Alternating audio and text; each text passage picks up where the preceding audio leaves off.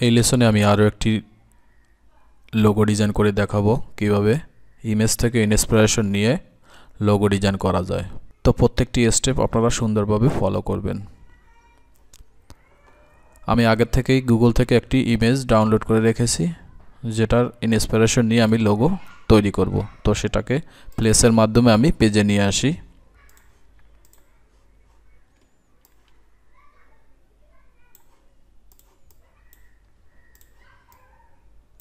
এটা হলো আমার ইন্সপিরেশন নেওয়ার ইমেজ, অর্থাৎ আমি এই ধরনের একটা রেড বার্ন লোগো তৈরি করব। ফিল কালারটাকে নান করি, লাইন কালারটাকে আপাতত আমি ব্ল্যাক রেখে কাজটা করব। তো আমাদের ধরনের একটা ঘর তৈরি করতে হবে। এটা যদিও ফ্রন্ট ভিউতে নাই, কিন্তু আমি ডিজাইনটা করব ফ্রন্ট ভিউতে। এখন আমরা যেটা করব সেটা হলো মেইন স্ট্রাকচারটা তৈরি করার চেষ্টা করি।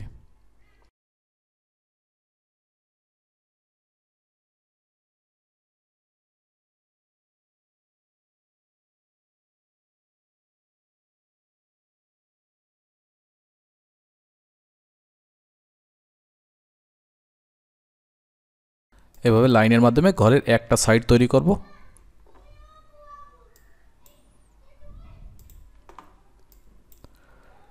এটাকে কপি করব, পেস্ট ইন ফ্রন্ট, তারপরে এটাকে রিফ্লেক্ট করে ঘুরিয়ে দেব। এই হলো ফ্রন্ট ভিউ, অর্থাৎ রেনবারটা যদি আমরা এই পাশ থেকে দেখি, ফ্রন্ট থেকে সোজাসুজি দেখি, তাহলে এটার স্ট্রাকচারটা এরকম হবে। এইটাকে আমি এখন জয়েন করে দিই। জয়েন করে দেওয়ার পরে নিচ থেকে সোজা একটা দাগ নিয়ে এটার সারফেসটা তৈরি করলাম। অ্যালাইনমেন্টের মাধ্যমে এটাকে সেন্টার করে নিই।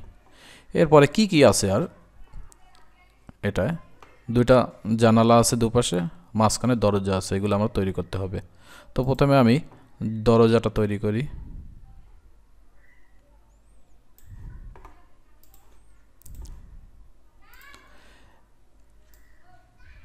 একদম লাইনার থেকে আমরা কাজটা শুরু করছি, মানে প্রথমে আমরা ডিজাইনের স্ট্রাকচারটা তৈরি করব। এরপরে ডিটেল দিতে পারি, নাও দিতে পারি, অথবা সলিড কালার দিয়েও আমরা ডিজাইনটাকে পরিপূর্ণ করতে পারি।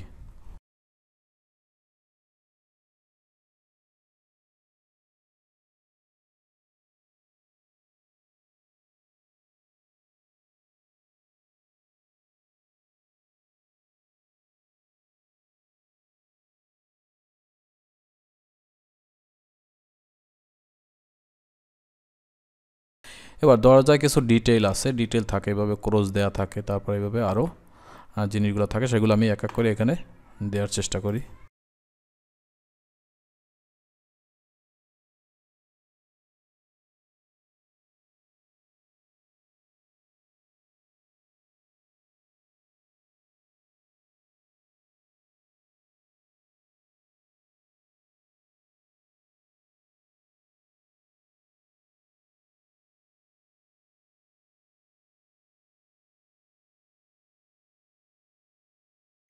ভিতরেটা একটু মাঝখানের লাইনটাকে একটু মোটা করে দিলাম। এখন যেটা করব সেটা হলো আনুষঙ্গিক যে অবজেক্টগুলো আছে এগুলোকে আমি ফিল কালারে পরিণত করি। উপরে একটা জানালা আছে। এখন এই জানালা বা দরজা এগুলোর অ্যালাইনমেন্টটা কিন্তু ঠিক করে নিতে হবে। যেহেতু আমি এটাকে একটা অবজেক্টের অন্তর্ভুক্ত করব, তাই এটাকে আমি গ্রুপ করে নিই, আর এইটাকেও একবার গ্রুপ করে নিতে হবে। এরপরে আমরা যদি সম্পূর্ণ জিনিসটাকে ধরে অ্যালাইনমেন্টে ক্লিক করি, তাহলে যতটুকু ঝামেলা ছিল ঠিক হয়ে গেছে। উপরের জানালাটা একটু অন্যরকম, ক্রস দেয়া, আমরা এইখান থেকে ক্রস ব্যবহার করতে পারি।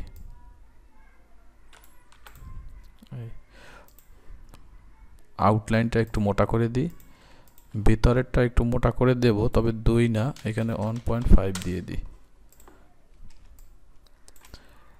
এখন এই উপরের যে রুফের অংশটা একটু মোটা আছে, আমাদের এটাকে মোটা করতে হবে। তাহলে আমি কি করতে পারি, এই ডিগ্রিতে আমি একটা আমার শেপ দরকার। তো আমরা একটা কাজ করব, সেটা হলো এটাকেই কপি করে পেস্ট করব। এডিটে গিয়ে copy paste in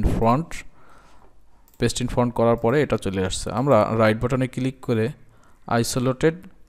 isolate selected path এই অপশনটা ব্যবহার করব। এটা ক্লিক করলে আমি যেই শেপটা ধরা ছিলাম সেটা শুধুমাত্র অ্যাক্টিভ হয়েছে, আর বাকিগুলো ইনঅ্যাক্টিভ অবস্থায় আছে, লক অবস্থায় আছে, যাতে করে আমার উপরের এই অবজেক্টটা নিয়ে কাজ করতে কোনো সমস্যা না হয়, আমি সহজে কাজটা করতে পারি।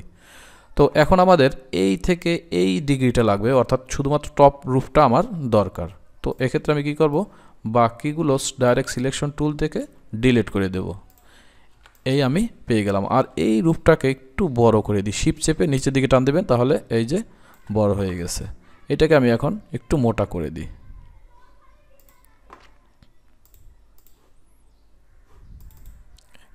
তাহলে উপরে আমি এই রুফটা তৈরি করলাম। ঠিক এই রুফটাও কিন্তু মোটা আছে।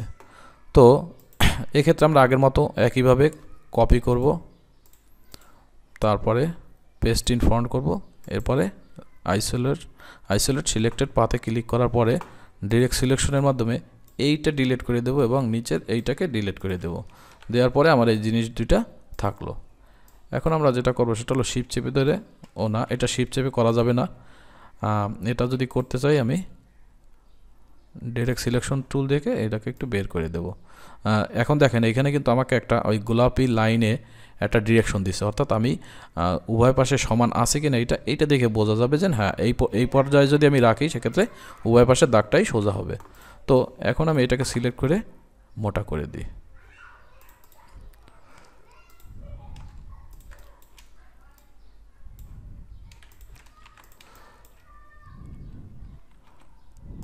তো এইটাকে অ্যাডজাস্ট করার জন্য আমার যেটা করতে হবে সেটা হলো একটু বড় করে একটু নিচের দিকে নামিয়ে দেব, আর এটাকেও একটু হালকা পাশের দিকে সরিয়ে দেব।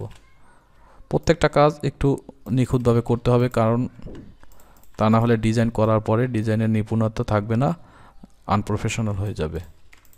এই মোটামুটি অ্যাডজাস্ট করেছি, আমাদের কাঠামো প্রায় শেষ। এরপরে আমি এই ডিজাইনগুলোতে কিছু জিনিস এক্সট্রা অ্যাড করতে পারি, যেমন এইখান থেকে সোজা একটা বার আছে, আমি এটাকে সোজা সরাই নামাই দিতে পারি নতুন একটা নিয়ে। তো সেক্ষেত্রে যেটা করতে হবে আমাদের এই অবজেক্টগুলোকে একটু সাইডে নিতে হবে। তো আমি শিফট চেপে ধরে 2 অ্যারো ডানে বামে করে দিলাম। এরপরে সোজা একটা এইখান থেকে যেহেতু এটা এইভাবে নামতে পারে, আমি এটাকে শুধু ফিল কালার ইউজ করব। এটাকে আরেকটু চিকন করে দিই।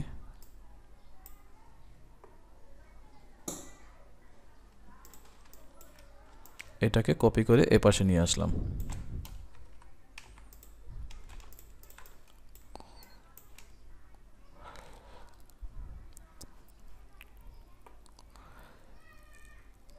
এরপরে করব এই যে দাগ দেয়াগুলো আছে, এই ডিটেলগুলা এখানে ব্যবহার করতে পারি।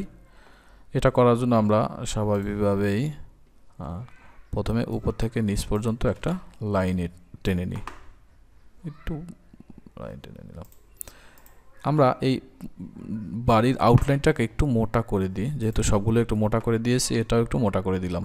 আর আমাদের এই ডিটেলগুলো একটু চিকন থাকবে তুলনামূলক পাশের আউটলাইনের থেকে, যার কারণে এটাকে একটু মোটা করে দিলাম, আর এটার স্ট্রোকটা একটু চিকন রাখলাম। এবার যেটা করব সেটা হলো এটাকে আমরা অল্টার চেপে ধরে নতুন একটা নির্দিষ্ট দূরত্বে, অর্থাৎ যতটা দূরত্বে আমি নিতে চাই ততটা দূরত্বে ওটাকে অল্টার চেপে ধরে একটা কপি করলাম। এবার আমি যেটা করব সেটা হলো কিবোর্ড থেকে কন্ট্রোল ডি চাপ দিলে ঠিক নির্দিষ্ট একই দূরত্বে আর একটা অবজেক্ট কপি হবে। তো আমি যতবার যতবার প্রেস করব ততবারই কপি হয়ে একটা অবজেক্ট কপি হবে। তো আমি এটাকে একটু অ্যালাইনটা ঠিক করে নিই, চাইলে আমি এটাকে গ্রুপ করেও নিতে পারি। এরপর আমি যেটা করব সেটা হলো আমার যেই জিনিসগুলো লাগবে না সেটাকে আমি বাদ দিয়ে দেব। তাহলে আমার কি লাগবে না, এই বাড়তি অংশটা লাগবে না। এটা আমি কিভাবে সহজে ডিলিট করে দিতে পারি, আমরা পুরো ঘরের উপরের স্ট্রাকচারটা সিলেক্ট করব, আর নিচে যে আমরা একটা দাগ দিয়েছিলাম সেটাকে সিলেক্ট করব। করার পরে যেটা করব সেটা হলো শেপ বিল্ডার টুলে ক্লিক করার পরে অল্টার চেপে ধরে, এইটা সিলেক্ট হয় না, পুরোটা সিলেক্ট করলাম, এরপরে শেপ বিল্ডার থেকে এখানে আমি মাইনাস করে দিলাম, নিচে উপরের অংশটা আর নিচের অংশটাও মাইনাস করে দিলাম। তাহলে আমার ডিটেলটা এখানে চলে আসছে। এখন যেটা সমস্যা সেটা হলো এই জানালাগুলো এর মধ্যে পড়ে গেছে। তো এখন আমি আপাতত এই জানালাগুলোকে অ্যারেঞ্জের মাধ্যমে উপরের দিকে নিয়ে আসলাম, ব্রিং টু ফ্রন্ট, আর এর ফিল কালারগুলোকে আমি সাদা করে দিই, তাহলে এই যে পিছনে দেখা যাবে না। ঠিক এই দরজার ক্ষেত্রেও একই করব, আমরা এটাকে অ্যারেঞ্জের মাধ্যমে একদম উপরে নিয়ে আসবো, ব্রিং টু ফ্রন্ট, তারপরে পাশের যে আউটলাইনটা আছে যেটা এটা কিন্তু পুরো গ্রুপ করা আছে। এখন যদি আমি ফিল কালার ক্লিক করি তাহলে সবগুলোই ফিল আসবে, যার কারণে যেটা করতে হবে এটাকে আইসোলেট সিলেক্টেড গ্রুপ এইটাকে ক্লিক করলাম, ক্লিক করার পর সব উপরে আসছে। এবার আমি এই যে শুধুমাত্র আউটলাইন বক্সটাকে সিলেক্ট করে ফিল কালারটাকে সাদা দিয়ে দিলাম, তাহলে শুধুমাত্র ওই অবজেক্টটাই কি হয়েছে, সাদা হয়ে গেছে। এবার আমি যদি বাইরে ডাবল ক্লিক করি তাহলে এখানে আর উপরের এই লাইনগুলো দেখাচ্ছে না।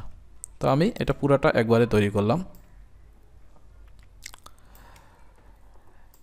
এ হলো মূলত একটা ডিজাইন থেকে আমি ইন্সপিরেশন নিয়ে একটা লোগো তৈরি করলাম। এখন এটার ক্ষেত্রে আমি আরও কিছু ডিটেল করতে পারি, যেমন উপরে এই জিনিসটা আছে, আমি উপরে একটা এইভাবে দিয়ে দেব, রেড বার্ন, অর্থাৎ খামার বাড়িগুলো সাধারণত এইভাবে হয়, এটা গোডাউনের মতো, এখানে বিভিন্ন জিনিসপত্র রাখা হয়।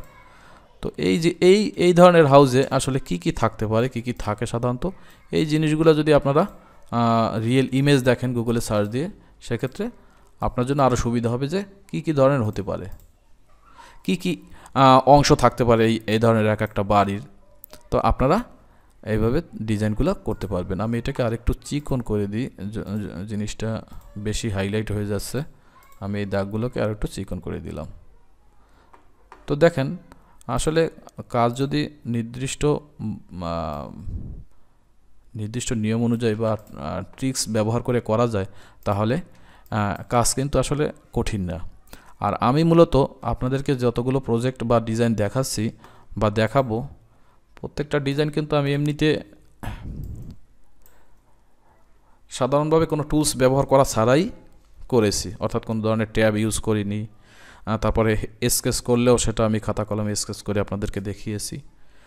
তো কোনো ডিভাইস বা এই ছাড়াও কাজ করা যায়, তবে ডিভাইস ব্যবহার করলে যেটা হয় আপনার ডিটেল কাজগুলোর ক্ষেত্রে অনেকটাই সুবিধা হয়। কিন্তু ডিটেল কাজ করতে গেলে আমরা ট্যাব ইউজ করতে গেলেও যেটা করি সাধারণত সেটা হলো মূল স্ট্রাকচারটা আসলে মাউস কিবোর্ড থেকে তৈরি করি, তারপরে হয়তো ডিটেলগুলো আমরা ট্যাব ব্যবহার করার মাধ্যমে করতে পারি, অথবা অনেকে আছে পুরো ডিজাইনটাই ট্যাবের মাধ্যমে করে।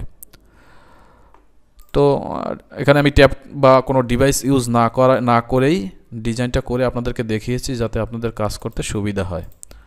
আমি চাইলে এগুলোতে আরও কিছু জিনিস অ্যাড করতে পারি, যেমন এটাকে আমি একটা কাজ করে দেখি কেমন হয়। কপি করলাম, তারপরে পেস্ট ইন ফ্রন্ট, এবার এইটাকে একটু উপরের দিকে উঠিয়ে দিলাম, এরপরে হালকা একটু চিকন করে দিই, আর একটু উপরে উঠিয়ে দিই। তো এখন এটাকে একটু মিলাই দিলে আরও বেটার হয়, যেমন এটার সাথে এটাকে একটু ভিতরের দিকে ঢুকাই দেবেন, এটার সাথে লাগাই দেওয়া যাবে না, তাহলে উভয় শেপই একই থিকনেসে চলে আসবে। তো আমরা একটু ভিতরের দিকে রাখলাম, এই বড় করে এটাকে অ্যাডজাস্ট করে দিই।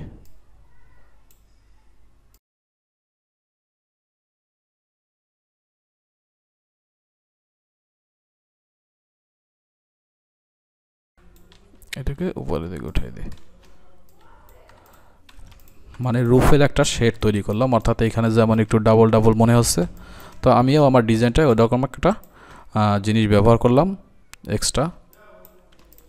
তো দেখেন আমরা ডিজাইনটা দেখছিলাম একটু সাইড ভিউ থেকে, কিন্তু আমি এটাকে ওই ইমেজটা থেকে, অরিজিনাল একটা রিয়েল ইমেজ থেকে একটা ফ্রন্ট ভিউ ডিজাইন তৈরি করছি, যেটাকে আমরা লোগো হিসেবে ব্যবহার করতে পারি।